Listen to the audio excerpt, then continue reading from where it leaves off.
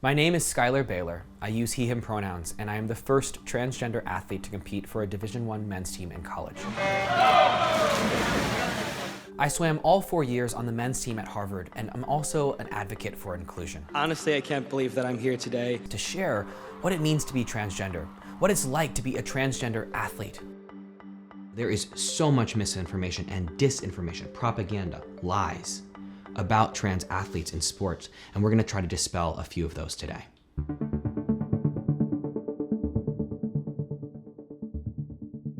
A lot of people will say things like, if we let them do this, then a man is going to pretend to be a woman so that he can win women's sports. And I don't want that to happen.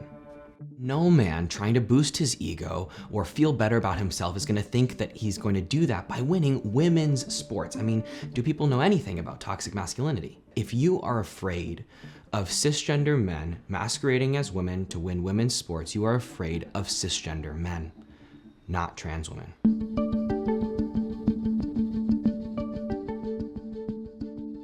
Now, I know what you're thinking. She has bigger lungs, bigger arms, bigger hands, and now she's competing against women who don't have that. The first thing I want you to recognize is that biological diversity exists everywhere, within every demographic, including within cisgender women and cisgender men. When biological differences exist within the men's category, we usually celebrate these things. In fact, we almost always do. Michael Phelps stands 6'4" with an enormous wingspan of 6'7". 12-inch handspan is fit for someone 10 feet tall. When Henry gets in the open field, he can build up the same momentum as a wrecking ball swinging at about 5 miles per hour. It's all adoration. It is all celebration.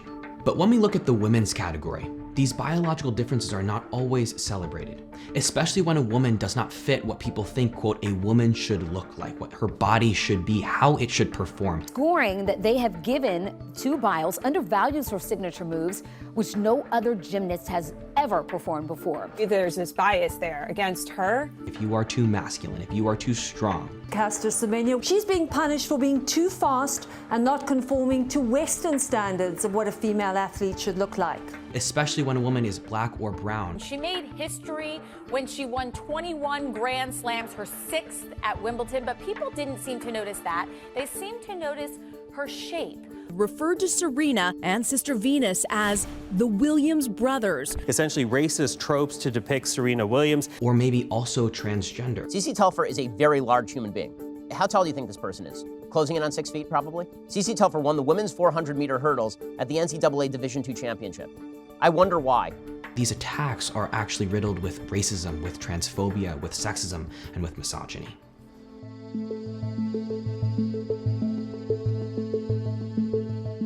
A lot of people say that banning trans girls from girls' sport is about protecting girls. But is it? No. The reality is that when you try to exclude transgender girls from girls' sport, you have to know which ones are trans, which means you have to test them. And most states are proposing genital testing, gender verification tests, and body examinations. At what point is a girl too tall to be accused of being not girl enough, to be accused of being transgender? At what point is a girl too strong, or her hands too big, or her look too masculine, whatever that means? At what point is a girl too good to be accused of being transgender? What's happening is we are legally enforcing what a girl's body can look like and how a girl's body can perform in order for her to play sports. This legal enforcement of policing of girls' bodies is what will destroy the women's category, not the inclusion of transgender girls.